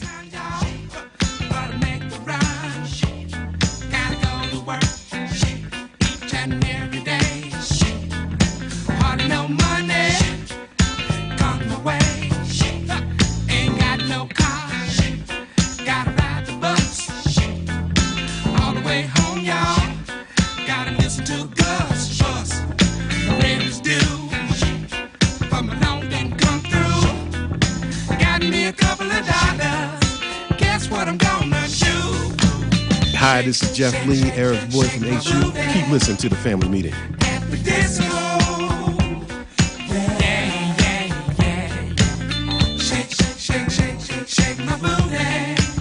A 2016 study estimates that 13.1 million Americans were victims of identity theft that year. Fight back against identity theft by signing up for Identity Guard. Identity Guard monitors your credit and identity information with alerts that can help you respond quickly if certain changes indicating fraudulent activity are detected, as well as help protect your computer from viruses, keylogging, and other serious threats. Plus, with Identity Guard's dynamic credit management resources and tools, you will have helpful information as you make better financial and credit decisions. Identity Guard includes $1 million identity theft insurance and lost wallet protection, and more if you ever do become a victim. Protect your ID by visiting lookaftermyid.com. That's lookaftermyid.com to securely sign up for Identity Guard today. Calling all valued members of the American Veterinary Medical Association, or AVMA. Your future retirement goals can be achieved. Introducing the AVMA Retirement Plan, tailored to meet the distinct needs of veterinarians with streamlined administration and reduced burdens. Vets enjoy unrivaled benefits that include service provider oversight, knowledgeable expert investment guidance, and delegated fiduciary services. Veterinarians who use this plan can say goodbye to annual retirement plan audits and annual retirement plan tax reporting. Veterinarians, you can enjoy retirement your way with customizable plans to suit your practice's unique structure. From eligibility to vesting schedules and more, elevate your retirement journey with AVMA's specialized plan. Learn more by sending an email to polaris@polarisadvice.com. Secure your veterinary legacy starting today. Email us at polaris@polarisadvice.com. Securities offered through LineStreet Financial LLC, member FINRA and SIPC. Investment advisory services offered through Polaris Wealth Management LLC. Polaris Wealth Management and LineStreet are not affiliated.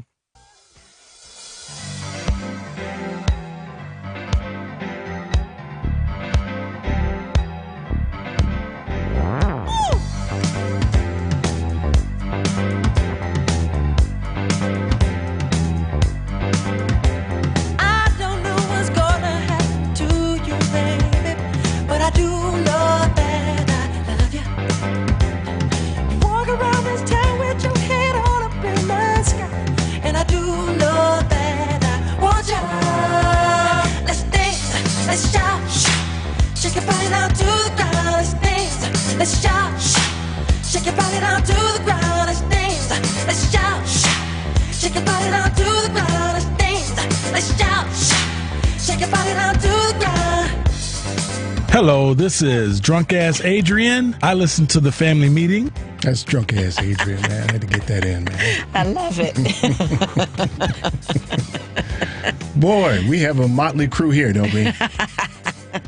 Gee, Moni, man. So 773-763-9278 is the number. Okay, so how are we doing on what I've contemplated? What do you think? Are you asking me? I'm asking you. What are we doing as a country? I mean, Who's just we? today. Today? Yeah. What have we learned? Well, what have we learned? That killing children is bad, no matter. We learned that today. Yes. We should have learned it a long time ago in general, in life. But that was your point today, I think. No, it's that too. It's the ability for especially this country, because we know it, to just bathe in obvious hypocrisy. We talked about this a few weeks ago. The argument was made that we saved millions of lives by dropping atomic bombs on Japan. So, you remember we talked about this. Okay, so then if dropping a bomb on Japan saved millions of lives, then that would mean dropping a bomb on New York City and Chicago would have saved millions of lives, and you would have been okay with that. And so they say no. No. Well, because we can only kill them. We can't kill us. Right. So we bathe in this hypocrisy. And for some reason, you can't reason with these people in that regard. I don't have to be right. I just have to understand. Well, I just think everybody's taken a side, right? They can't see beyond the side that they've taken. And they own it, and so it is what it is. It seems so crass when children are dying. You know, these are children. How can you look at, how can a social media place like Instagram or Facebook ban pictures of these children being dismembered and crushed and killed and blown up? Because they've taken a side too. I mean, yes, they're horrible pictures. It's horrible to see that. But sometimes it takes you to be shaken at the core. And the problem I got is not necessarily them banning it. It's knowing that if people see that you might break the spell. You might break the training that you've given these people over generations. Or it could continue to desensitize people too. It could do that. I agree with you. After a while, you watch too many horror movies and nothing's scary. It's just, yeah. But I don't know that I agree with you that could be the case. But it seems to me that once you've seen a child die like that, I don't know how you could get desensitized to that. Now, I've heard people in the military who become desensitized by death. Look how jacked up they are, though. So they've become desensitized to death. I'm talking about military people. And they have all kind of psychological problems. If we're looking at the deaths of children on social media and we become desensitized, are we equally as jacked up? This may seem just kind of out there, but think about when they were lynching us, you know? They'd gather people around to watch a human being, you know, struggle. Hung, dismembered. Yeah. They had parties, gatherings. They took pieces of the body and they sold it. Yeah. That was normal for a long time. So you think that was desensitized? Yeah. That word. Yeah, desensitized. Yeah. Yeah. The things that we are able to normalize in our minds is incredible. So let's go with that for a second. If those people who decided to have gatherings to watch people be hung or burned or dismembered became desensitized, when did they become sensitized again? I don't know that they ever did. There was shame placed on it after a point. And it wasn't celebrated anymore because it's like the emperor has no clothes, but we don't have those kind of realities anymore, I don't think, where somebody says, darn it, this is bad. This is wrong. Slap, slap, slap. And then the person goes, oh, yeah, you're right. This is really bad. We don't have any of that anymore. So if at some point so are we saying that people, so at the time, in case you guys didn't know, if you haven't looked at pictures of lynchings, I'll share them with you if you'd like. But you can see crowds of white people crowded around and smiling at the body of someone who was burned or hung, usually a black person, with their children. With their families, yep. And so the children learned this desensitization. And so the larger question for me is, did somehow or another that change? Did they become sensitive to that? Or did they just not do it in public? Didn't do it in public.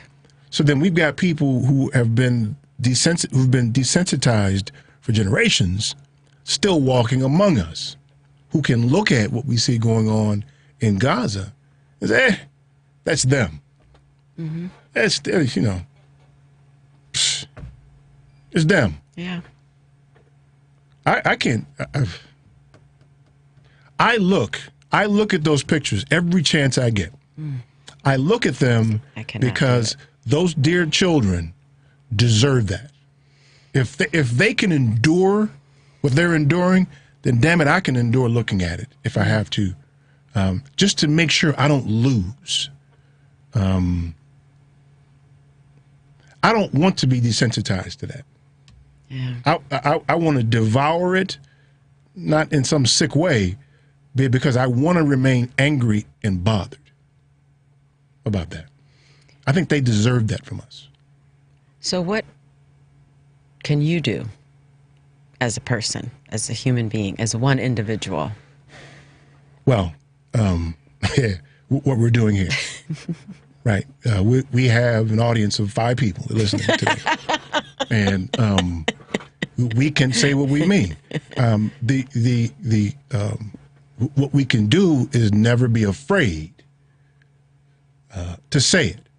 I went to high school, a largely Jewish high school, and there are a lot of them who see what I share on social media, and they're unhappy with me. They don't really care because that's who I am. But there are also people who have similar sentiment to me who won't share because they're afraid that certain people will be upset with them. So what can we do? Speak your truth. There you go. Speak your truth and don't apologize for it. Don't apologize for it. Make them answer for it. Right? The complaint I get from some of the people I know from high school is, well, you're making it hard for my children. Oh. But by you highlighting that, it makes it difficult for my children. That's the point. So I'm not the one making it hard for your children. It's your people who are killing children making it hard for your children. Yeah. Tell them to stop killing people. How about that? That would be nice. They stop killing people. I don't have anything to share. Now your children are fine, right? Yeah. Try that. They ran into the wrong dude with me because I don't care what they think. I don't care. That's what always cracks me up, too, by the way, is people think that I care what they think. Oh, don't you? No. No, I don't care what you think, man. Not for a minute. Please write more letters here. I hope you use up all the ink in your ink pen writing letters to the station. Please tell them. Devin, make sure you tell me, man, that when they send letters to get rid of me here, okay? Let me know, all right? That's all right. You can get a part-time job as a porn star again. You still got it in you, right?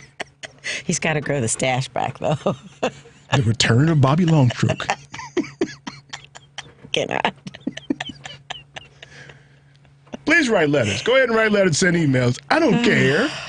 You still got to answer the questions I'm asking. You still got to answer them. Yep. Until you do, I'll keep saying it. Let's see what Dan's got to say. Come on, Dan, talk to me, man. Hi, Dan. It is simple. You know, I've been turning this dang thing over in my head basically since October. And so when we say, well, we can only give them defensive weapons, we can't give them offensive weapons. I say, if you've got a friend that is not right in the head or, you know, has a problem, has become violent, Do we give them certain kind of weapons and not other kind of weapons?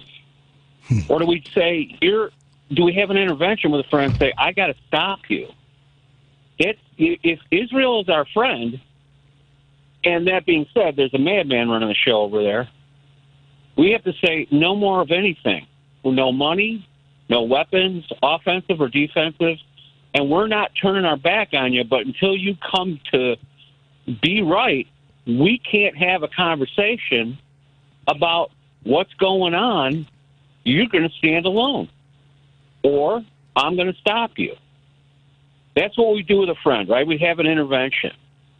That's simplistic. I get it.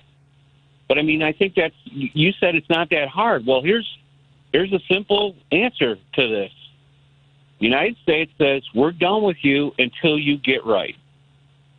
Am I nuts? Is that easy? I think that, and this is where I'm upset with what the United States is doing. This country is adept at drop shipping military into places that they're not welcome.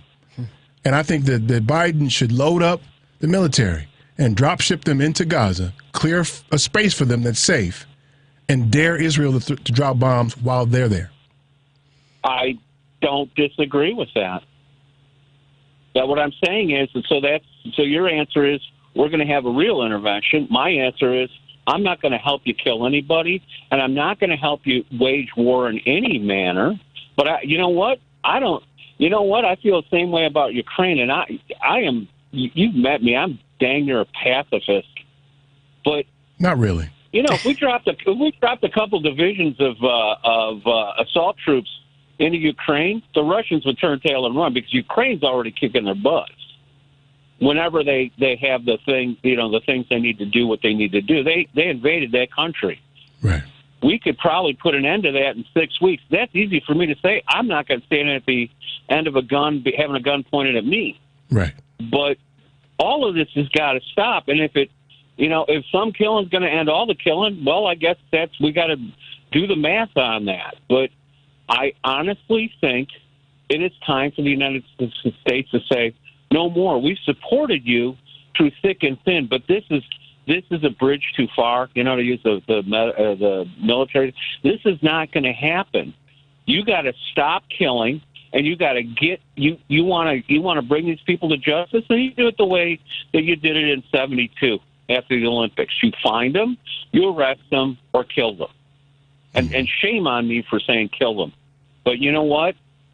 Some people just can't be, they can't be reasoned with. Yeah. And terrorists are terrorists. And I don't know what word I had when they said Bin Laden's dead. Was it relief? Was it, I know people cheered it. I can't cheer death in any form. It's a failure on our part to be able to do higher executive thinking when the only way we can solve a problem is to kill somebody. Yeah. But it's a lazy way out. Point, it's the lazy way out. Well, it's lazy morally, intellectually, and everything else. There was a little kid that put out during the Iraq War. See, now I went from simple to now I'm getting crazy again. Complex. She put out a website called Peace Takes Courage, and it does. Gandhi just stood there while they beat him to death. Martin Luther King, they just got up and wiped the blood off and kept marching.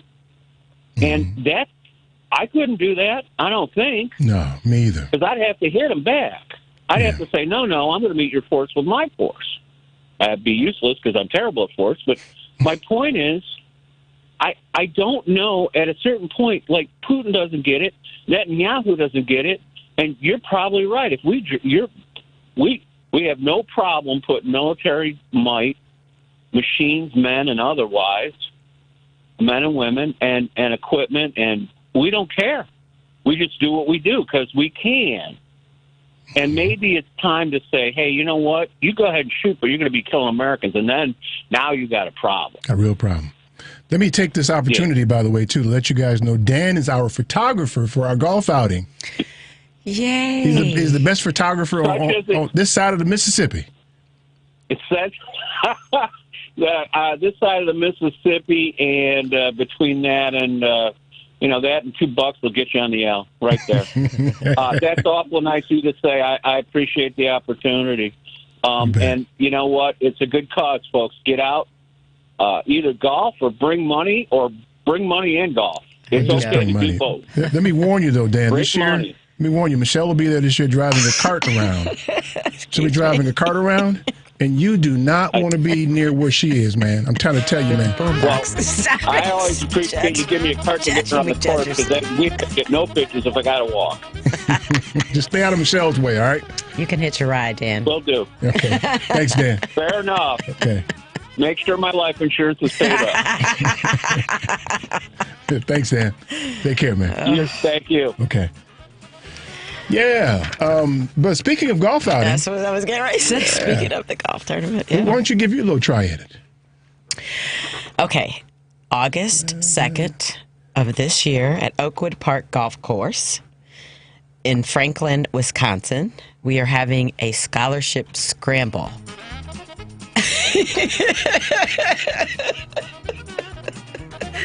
And if you go to our website, of course, we want you to come. We want you to be there. But if you can't, you can Send money. Sponsor a whole Send money. sponsor. Send money. Huh? Send money. Send money, yes. And all of the levels and all of the ways that you can give are on the website. Right now, you can go to our website and give. TFMradioshow.com is the site. And it's going to be fun. And Michelle will be driving the cart around. Don't forget, I'm not going to be alone. Who am I going to be with? The other people who are crazy like you. Probably drinking. Tiffany. Yeah, Ann. Stella. Stella. Yeah, It's going to be, wow, man. Y'all need to see this, man. You need to see this, man. For real. For real, though. For real, though. Thank our YouTube people, too. Yeah, thank you guys a lot. Thank you for being there today. Yeah, indeed. All right, so let me stop this, man. Let's don't do this no more. Excuse me. It's okay.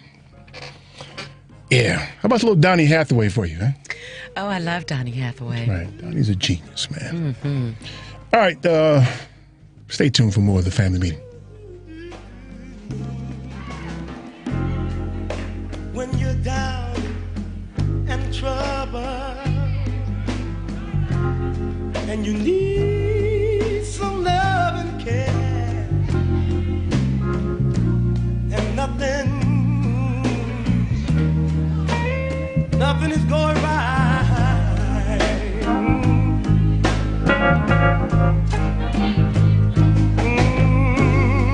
Close your eyes and think of me. Soon I will be there, yeah, to brighten up even your darkest night.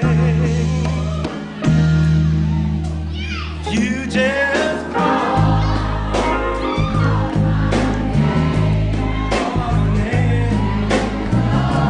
This is Jack Charlier. You can find me on Twitter at Citizen Jack. Keep listening to The Family Meeting.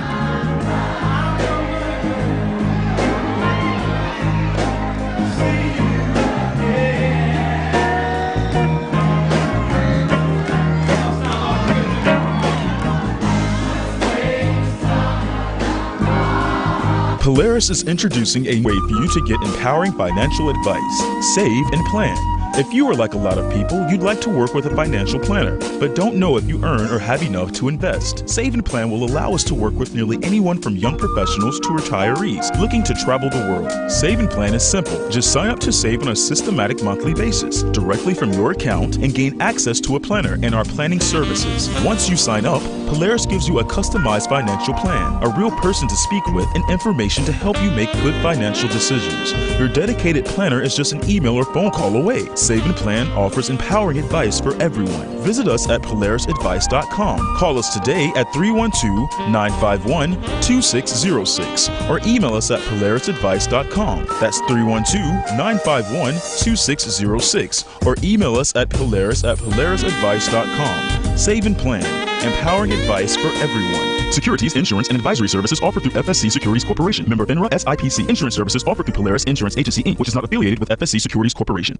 Do you own a business in Illinois? Are you aware of the new retirement plan requirement that could impact your business? Listen up, this is crucial information you don't want to miss. If you're a business with at least 5 employees and have been operating for 2 years or more, Illinois law now mandates that you provide a retirement plan. But don't worry, we've got you covered. Polaris Wealth Management can be your professional partner in navigating this new landscape. We specialize in helping businesses just like yours establish affordable retirement plans that meet your needs and keep you compliant. You may avoid penalties as high as $500 per employee by acting now. Our team of seasoned professionals will guide you through the process step by step, making it easy for you to set up a 401k, a simple IRA, or another qualified retirement plan. Visit our website at polarisadvice.com for more information or shoot us an email at polarisadvice.com. We're here to help you provide your employees with the retirement benefits they deserve while safeguarding your business from potential fines. Don't let these changes catch you off guard. Contact Polaris Wealth Management today, and let's work together to build a better retirement future for your employees and your business. Visit polarisadvice.com or email us at polaris@polarisadvice.com. Securities offered through Lion Street Financial, LLC, member FINRA and SIPC. Investment advisory services offered through Polaris Wealth Management, LLC. Polaris Wealth Management and Lion Street are not affiliated. A Single K plan is a 401k plan designed especially for business owners and immediate family, regardless if they are incorporated or not. Single Ks offer both employer and employee contributions and in many cases have no setup fee or annual plan administrative charges. Single Ks are simple to administer with no government reporting required. Most importantly, this plan allows employees to access their savings via hardship withdrawals or loans. Visit our website at polarisadvice.com or call us about your business or organization's retirement plan at 312-951-2606 or email us at polaris@polarisadvice.com. That's 312-951-2606 or email us at polaris@polarisadvice.com. Polaris provides empowering advice for everyone. Securities offered through Lion Street Financial, LLC, member FINRA and SIPC. Investment advisor services offered through Lion Street Advisors, LLC, registered investment advisors. Polaris Wealth Management and Lion Street Financial are not affiliated. Shorty snap. Yeah. Damn. Shorty snap. Shorty. Shorty yeah, snap. Yeah, yeah, yeah. She snap. She snap. Yeah. Snap your fingers. Do your step.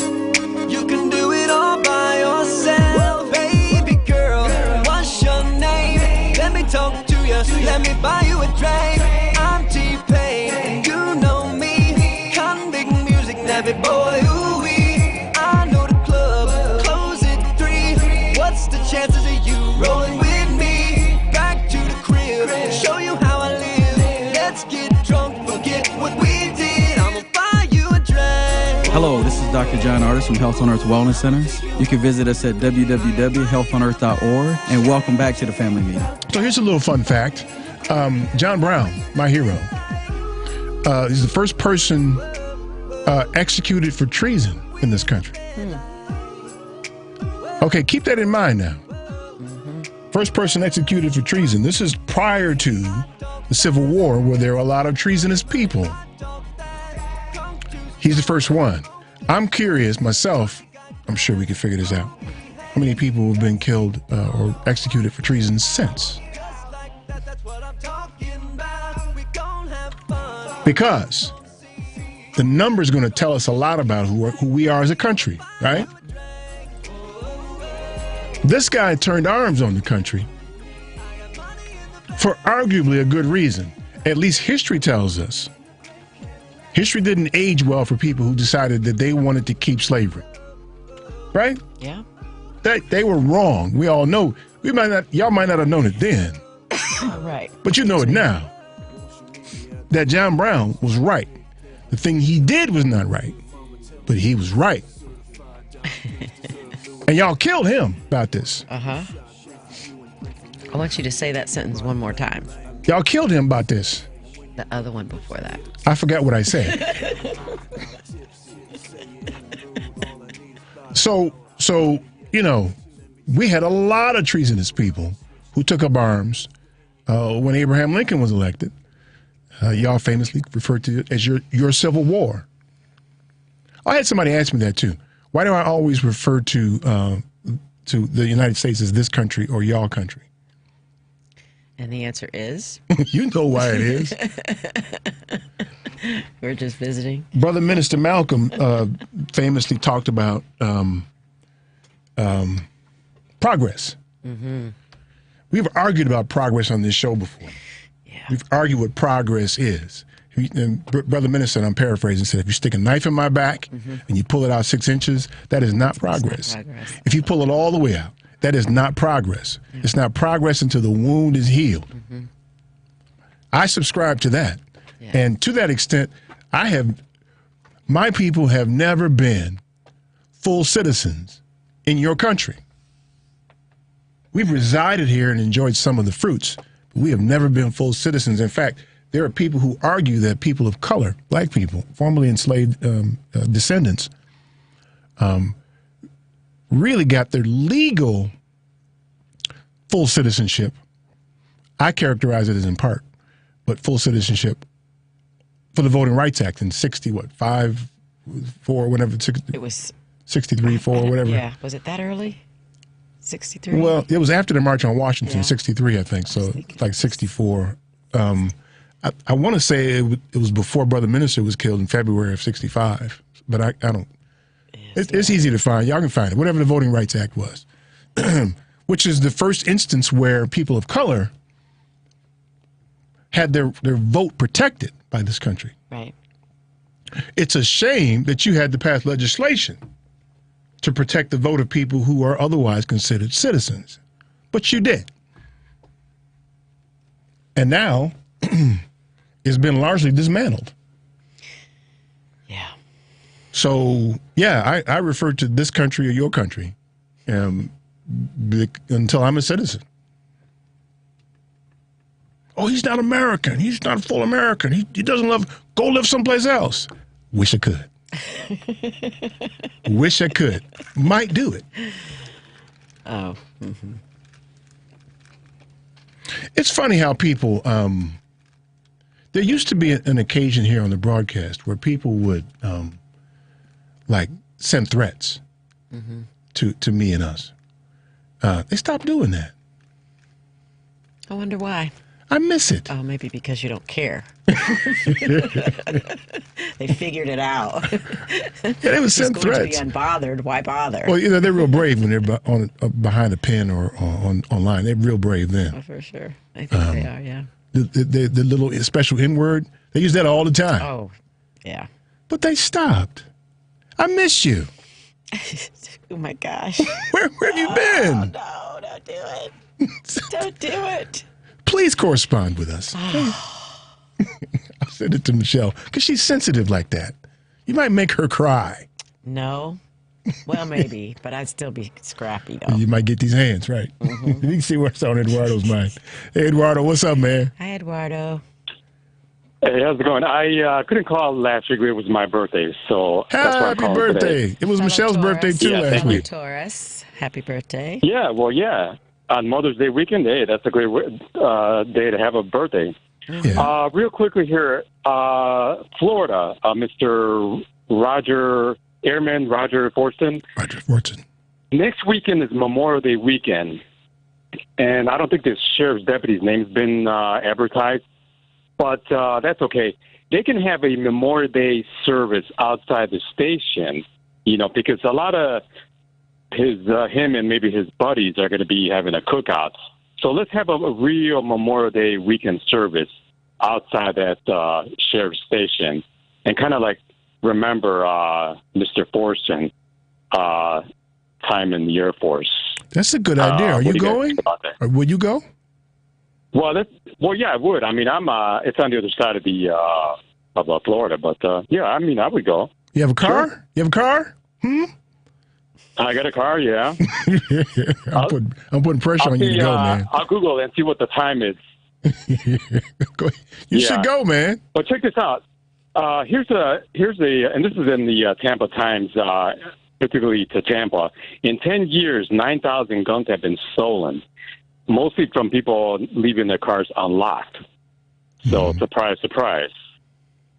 Leaving their cars unlocked? They leave their cars unlocked? They've been leaving their cars unlocked, yep. You still got to get it started, though. Yep. Are they leaving it unlocked with the keys in it, or what? I always thought maybe they had the conceal carry patch on them, and why would they leave it in the car? But I would think they would just carry it with them. But I don't know. I never owned a gun. Wow. Yeah. Yeah. Well, maybe you should, man. Living in Florida, you might need one, man. You know, it's legal to kill people in Florida. I'm into archery. Remember I told you guys? I'm into archery, so I have the bow and arrow. I don't need the You're gun. going to shoot him with a bow and arrow. Yeah. Okay, good luck on that one, I got partner. the bow and arrow. Forget the gun. Good luck on that one. You trying to get it. What's that superhero that shoots bow and have a good arrows? evening. Okay, man. Thanks, Eduardo. What's that superhero that shoots bow and arrows? I don't know. I know. You know the dude. Aquaman, He's pulling out bows, arrows all the time. That dude never runs out of arrows. You ever notice that? He never runs out of arrows. I'm like, dude. I am not familiar with the. You don't watch the Marvel people? Yeah, I told you. You did? Aquaman, Superman, Batman. What's the dude Iron with the bow and arrow then?